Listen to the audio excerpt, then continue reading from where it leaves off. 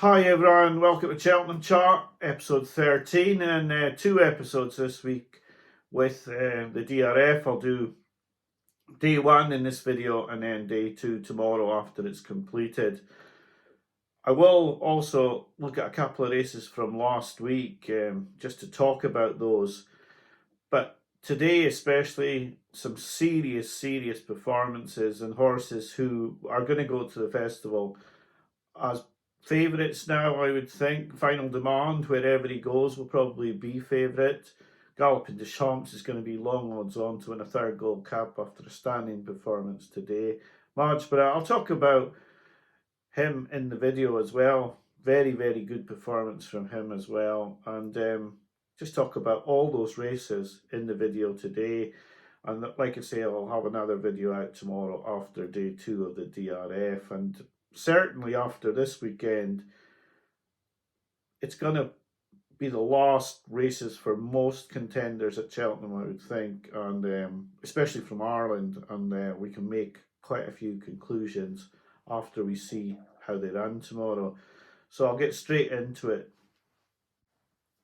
Iroko was the subject of a steward's inquiry after his run. Now, he was going to be the first bet. I was going to put him up either at 10 to 1 anti-post, or I could get 13 to 2 non-runner no bet, which I still can't get.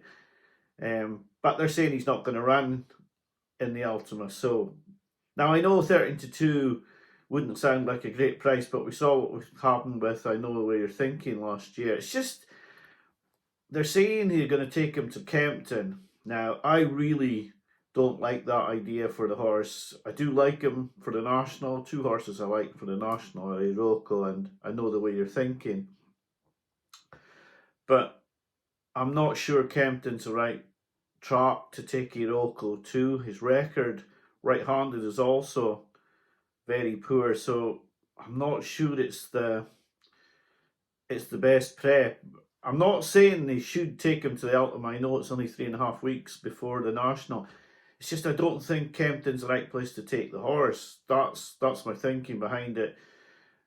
I don't know why you'd give up your chance to win at the Cheltenham Festival once the weights are released. Now, I know about the steward's inquiry last week, and it was quite clear that he was nailed to the floor, and I was too busy actually backing him for the National at the prices he was to even think about him being in the Ultima. It was later in the day when I was out for a walk. I thought, what price is Iroko for the Ultima? And then saw he was favourite and thought, well, yeah, that ship sailed a little bit in terms of putting him up early. But hey, it might have been a godsend in the end, because if he doesn't run, if we'd put him up anti-post, we'd have been on, a loser there. So I do think Iroko would be a bet for the Ultima if they do decide to go down that route. It's a route that Korak Rambler took on his way to winning the National. He'd be nearly top weight, but he'd be able to carry that sort of weight. I think he's a Grade 1 horse, so I would have liked to have seen him run in the Ultima. And if he won that and gave up his chance of winning the National because he's run such a big race, well, he still won at the Cheltenham Festival for you. And if he runs a nice race, then he'll go into the National with a good prep under his belt. And as for the run last week, well, most of the runs this season, yeah, he's been cemented to the floor, not nailed to the floor, cemented to the floor. And it was quite obvious what was going on.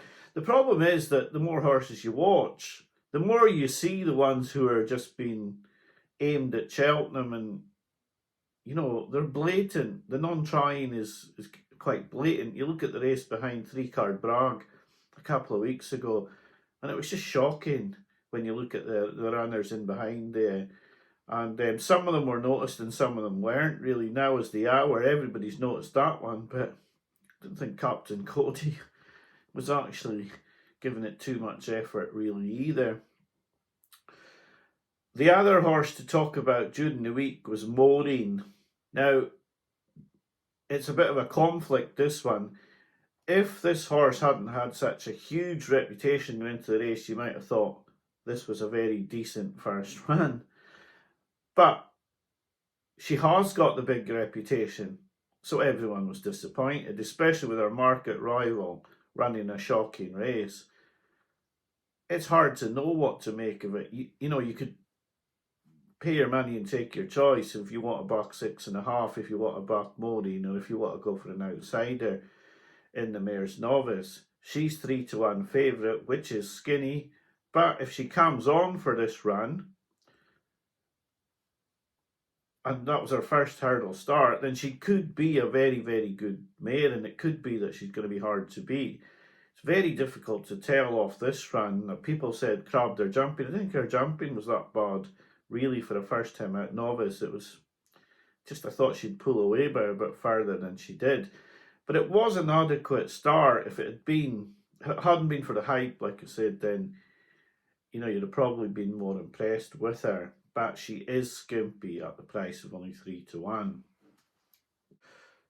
In the Solicitors Novice Hurdle at DRF, the first race today, Final Demand was incredibly impressive. There's no getting away from his victory. Was mightily impressive. He ran them ragged. He's pulled out. He's shot clear. It's a decent field. Now, no one knows in Willie Bingle where the horse is going to go, and he's a short price favourite for both the Bartlett and for the Turners. I personally would think that he may go to the Turners just because the owners have a horse who will go for the Bartlett in Jet Blue, who's already won at Cheltenham, won a 3-mile race at Cheltenham. I don't think they'd like to fire both their bullets in the same race. So for me, that's the reason I think Final Demand would go to the Turners. His performance today was very, very good. I did see a couple of performances in behind, which may lead me to a bet, but it was a nice performance from, well, it was more than a nice performance. It had the wow factor from Final Demand. You would definitely not be leaving him out of calculations in the Turners. He's a big rival for the New Lion. It just depends tomorrow if Kopek de Board comes out and looks like a Turner's horse as well, then Paul Townend might have a decision to make. I would think he would be hard pressed to get off Final Demand after this performance today. Visually, it was stunning, and I think it is a very good performance. There's no way to crab it.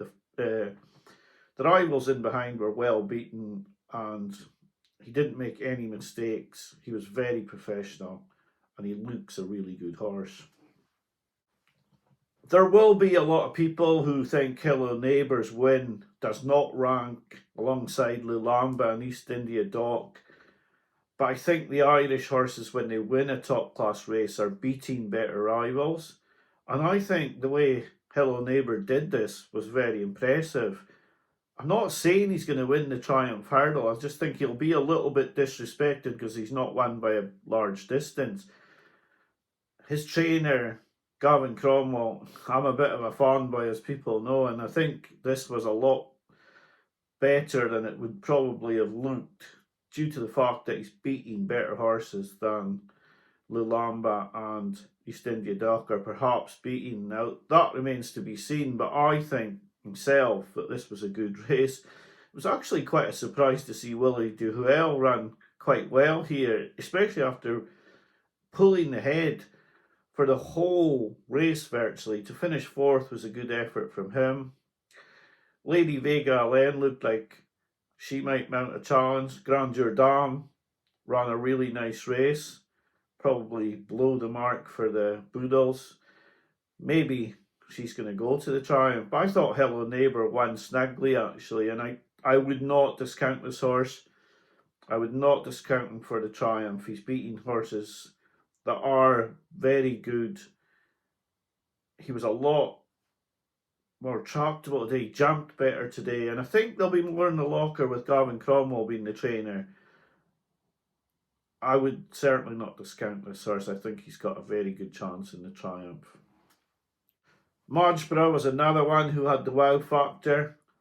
Superb performance from Majborough today, and this was with a few poor jumps in the race. He certainly wasn't foot perfect. Ill Atlantique, sulked, never got the lead, didn't want to know after that. Touch Me Not ran a good race. He's run second to L'Eau de Sud, but I think Majborough's beaten Touch Me Not a bit easier than L'Eau de Sud did. He now has to face Sergino. A lot of people saying that is still an 8 to 11 to 5 to 2 chance. Now, I would not make it that myself. I would have it a little bit closer than that. I would have this about,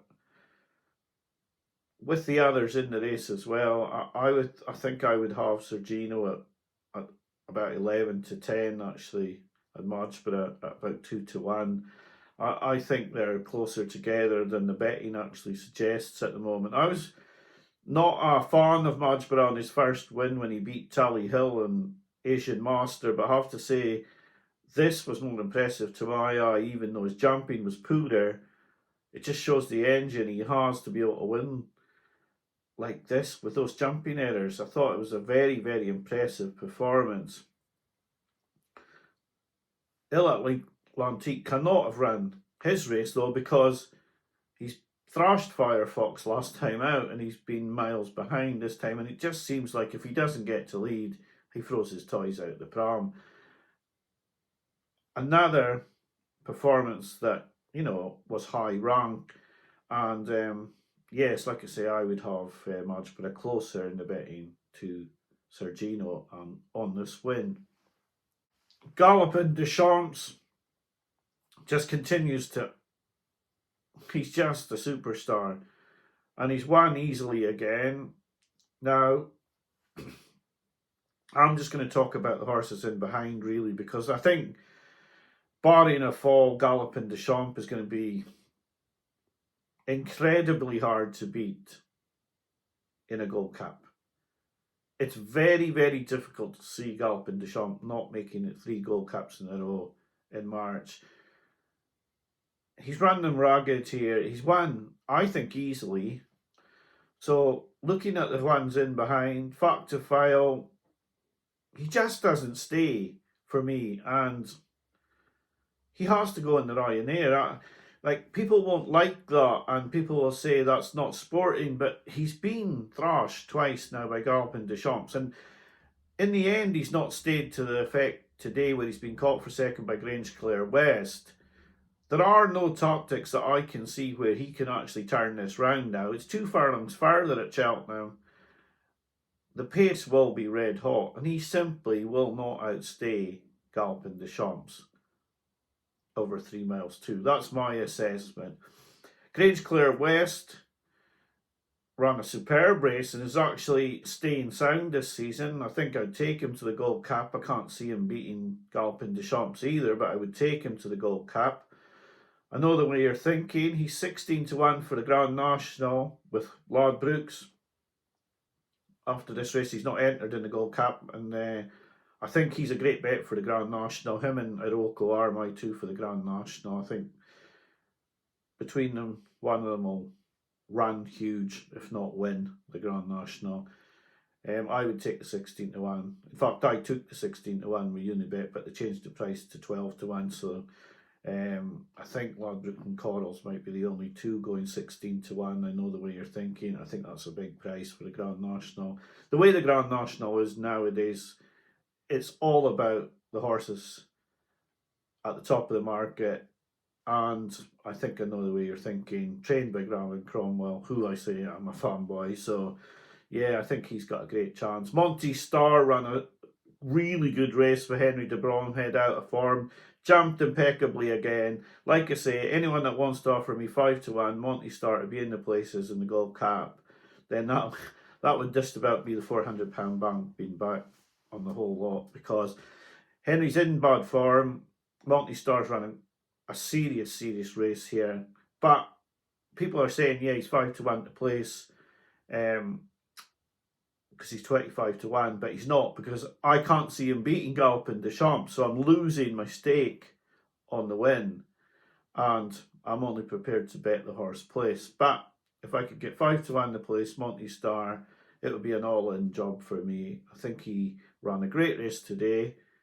I think he's a really good horse, and I was really, really pleased. Well, not really pleased with him, because I was sort of hoping he might run a bit further down the field and go out to 40 to 1, and I might be able to put on some money each way. But at 25 to 1, I'm not prepared to play that sort of price, because I'm losing the win stake and I'm not getting big enough odds on the place to make up for it. So yeah, delighted with Monty Star's run today, but just wish he was a better price to place than he is at the moment. Until the place markets open up, can't bet that at the moment. But Galopin Des Champs, I can't see what stops him winning a third Gold Cup. I have to say, I didn't see much in the bumper that I would think would be winning a champion bumper. Kilcannon won. I thought He Can't Dance needed a stronger pace and perhaps needed to make the running. But yeah, all in all, a disappointing bumper, I thought. Certainly nothing came out of there giving me the wow factor, really. Although the winner won nicely, I wouldn't back him for the champion bumper. I think maybe tomorrow we're going to see perhaps a better bumper with Future Prospect, Damien Kate and Carrick Spruce. But yeah, probably Future Prospect's the one out of that I would think might go into the bumper and run a big race. For me, the bumper horse that I'd be backing at the moment is still the Pipe Horse, Wind Beneath My Wings. I was really, really taken with that performance at Ascot. I thought it was a stunning performance. I do think he has got a good chance, and it looks like Caroline Tisdale's going to go to the festival with some very, very good horses this season, because she also owns Final Demand. So tomorrow, another good day of racing. I actually fancy a horse tomorrow. I don't understand really this fascination that the Martin Brazel yard have with winning a Coral Cup. I would certainly be trying to win tomorrow with James's Gate. I'll be backing him at 8 to 1. I should have taken the 12s that was available earlier in the week. I think he's got a good chance tomorrow. I was really impressed with his win last time out. He came there absolutely, utterly hacking. Now, he is running against a big JP plot in McClory, which is going to make things very difficult for him. But I think he has got a very good chance tomorrow, James's Gate, and I will be backing him. So I'll be able to see how that fares when I do tomorrow night's video. But for now, yeah, some serious performances today. And no bets as such still, and probably now looking at it, probably none till the festival. I really did fancy Iroko, and I was really keen to put him up, but if they go to Kempton, then he won't run in the Ultima. There was one in the Boodles actually that I was thinking of putting up. That was Holy See. He was 33 to 1, but the price changed on him into 25s, and that's a big change. That's like a quarter of the price, so I didn't put him up. I thought his run against Charles last Sunday was a very good run. I liked it a lot. I think Charles might be a very good horse that Mullins has. And Holy See made a race of that for quite a while. You still don't know what mark he's going to get, although he's a small yard. You probably expect him to get quite lenient mark, I would think. But then there's going to be horses in that Spring Juvenile today that could be running in the Boodles as well. So that's all for today. I'll be back tomorrow with my assessment of the DRF Day 2. Thanks for watching the video today. Thanks for all the comments last week. Bye for now.